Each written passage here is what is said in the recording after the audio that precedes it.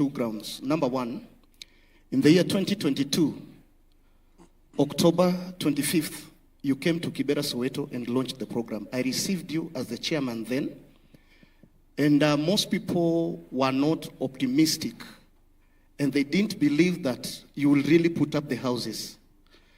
But I had to encourage my people in that, in the previous regime where you were part of it, I will see you campaigning, and your greatest emphasis was on the issue of housing that you had promised people.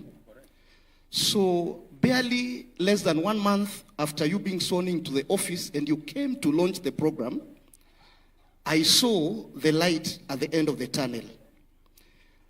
Immediately, we began to encourage our people in Soweto East B to begin to save.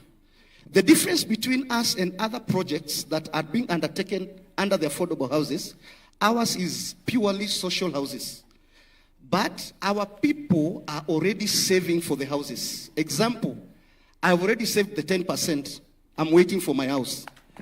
My sister here, wacha niongee kwa Kiswahili, mimi ni mse wa kukam Kibera, prezo. Mimi mse wa kukam, niliingia Kibera nikiwa na 20 years. Saizi niko 46 years. So nimekuwa Kibera for 26 years. Huyu ni mzaliwa wa pale. Amesoma pale, wameishi pale na wazazi na wajua ni watu wa pale. But already kwa sababu ya kukua optimistic about the program, she has already saved the 10%.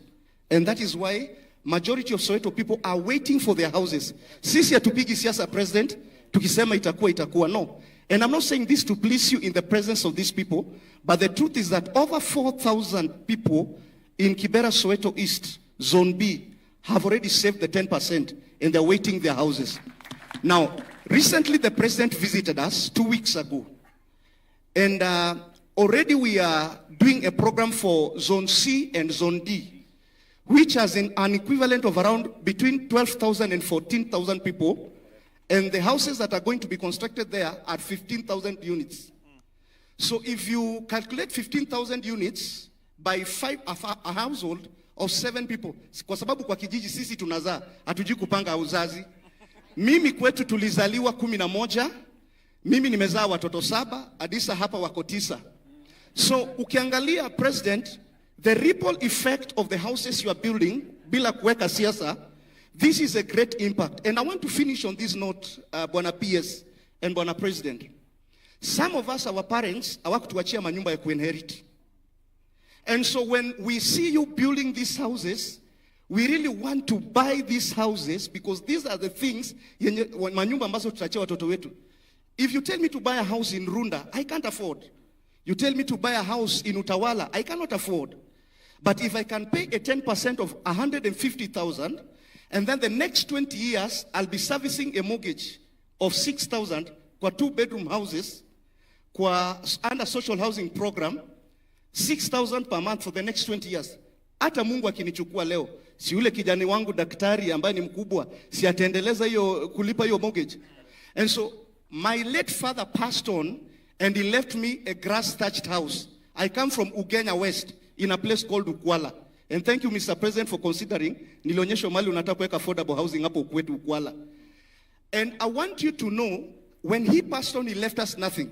But today, I'm sure, because I'm a beneficiary, number A82, if you go to the slum upgrading department, our director is here, Madam Mary Ndongo, you will go and click, na utapata Stephen Odhiambo Baraza, structure number A82. I am the owner. I already done the 10%. So thank you, Excellency, Your Excellency, for bringing that program. Last and not the least, when Zone A was being constructed, which was handed over to beneficiaries in 2016 by the Grand Coalition government, which you were part of it,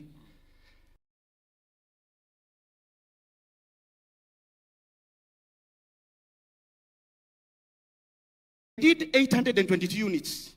When the construction was ongoing, Bwana PS, sisi tulikuwa naona milango madirisha ikiletwa. We didn't even know what the contract was and how much it. I can comfortably tell you that our Zone B project is costing 7.5 billion. Thank you for the transparency. And on that same note, you've been able to give us the Juakali artisans who are down there. a project worth 720 million. Saizi tuko na a semi-light industry. Unapata vijana wanafanya kazi. Wale vijana walikuwa natuomba chakula saizi, wako too busy. Wengine wanapaka rangi, wengine wamefundishwa kazi. So this thing is a good thing. Last and not the least, a good preacher finishes 7 times, but this is the last one. I would want to say this, Mr. President. A lie will always keep on changing shoes. But the truth is stubborn.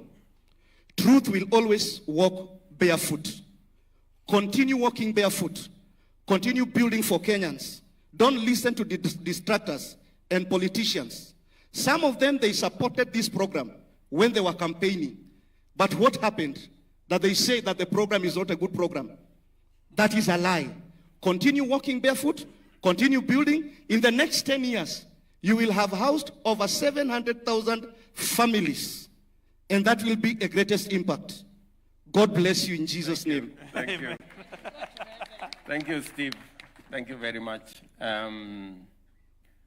Tukutane pale March, nyumba yako itakuwa tayari. Wewe tayari umeshafanya mambo. Namwambia pia Maureen hapo amejipanga. Tukutane, uchukue nyumba yako, uendelee na maisha. Na usikue na wasiwasi na mimi.